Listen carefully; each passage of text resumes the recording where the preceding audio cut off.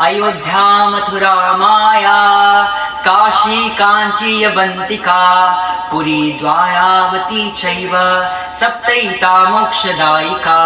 इस समस्त भारतवर्ष में ऐसी 7 पुरियां हैं जहाँ पर जो व्यक्ति मरता है तो उसका मोक्ष निश्चिंत हो जाता है। कौन सी है जान लीजिए। अयोध्या भगवान श्री राम की भूमि, मथुरा भगवान कृष्ण की भूमि, माया हरिद्वार, काशी शिव की भूमि, कांची नीचे कांचीपुरम साउथ इंडिया में, काशी कांची यवंतिका, यवंतिका मतलब होता है महाकाल उज्जैन, और लास्ट में कहते हैं पुरी द्वारावती चैव अर्थात द्वारिका। ये 7 ऐसी जगह है सप्तैता मोक्षदायिका, यहाँ पर मरने वाले का मोक्ष निश्चिंत हो जाता है। लेकिन भगवान श्री कृष्ण का धाम का भी इसमें वर्णन है, लेकिन भगवान का धाम ऐसा नॉर्मल नहीं है, उसकी कुछ और विशेषता है।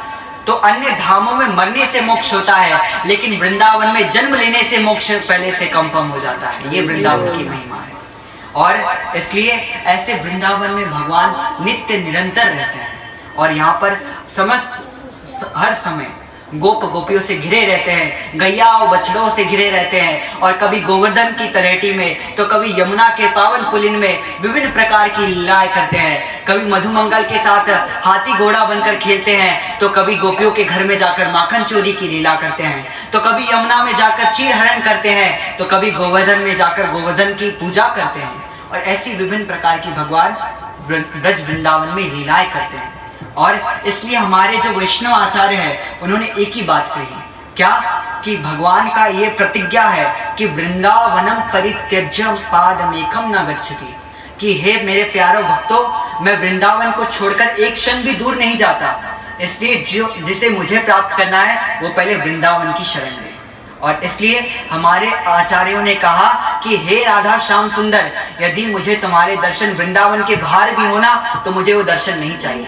अरे मुझे तो तुम्हारे वो दर्शन चाहिए जो तुम केली कुंज में राधा जी के साथ झूले में झूल रहे हो, अन्य सखियाएं तुम्हारी सेवा कर रही हो, मुझे वो दर्शन चाहिए। और ऐसे भगवान श्री कृष्ण बड़ी सुंदर लीलाएं ब्रज में करते हैं। श्री कृष्ण ने समस्त ब्रजवासियों के साथ गोवर्धन की पूजा की थी, तो उस समय देवराज इंद्र अत्यंत क्रोधित हो गए थे और उन्होंने वर्षा कराई थी, और समस्त ब्रजमंडल पानी में डूब चुका था।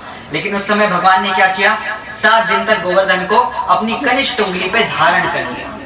अब ये सब तो ठीक था, लेकिन उसके बाद जैसे ही 7वां दिन कंप्लीट हुआ तो सारे ब्रजवासी नंद बाबा को घेर लिए और उनको शोल्डर से ऐसे ऐसे करने लगे कि तुम्हारा बच्चा कुछ स्पेशल है। अरे तेरा लाला कछु अलग है नंद बाबा, जा में कछु विशेष है। अरे मुझे ऐसे जान पड़े जे तो भगवान है। अब ऐसे बोलने लगे तो नंद बाबा बोले, अरे भैया, अरे मुझे भी कछु ऐसा लग रहा है।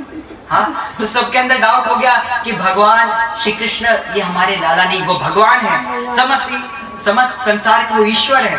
तो अब जब एक लाला का भाव था, अब वहाँ पूजा और भक्त का भाव आ गया। सारे ब्रजवासी एक साथ मिलके गए और भगवान श्री कृष्ण के पास पहुंचे और बोले, लाला तुम मोको सच बता, तू भगवान तो नहीं है। तब ये सुनकर भगवान श्री कृष्ण थोड़े डाउट में पड़ गए, क्योंकि जब हम जान लेना कि ये भगवान है तो हमारी उनके प्रति प्रेम सीमित हो जाता है। तब तक हमारा प्रेम फिर अगरबत्ती, धूप और मिश्री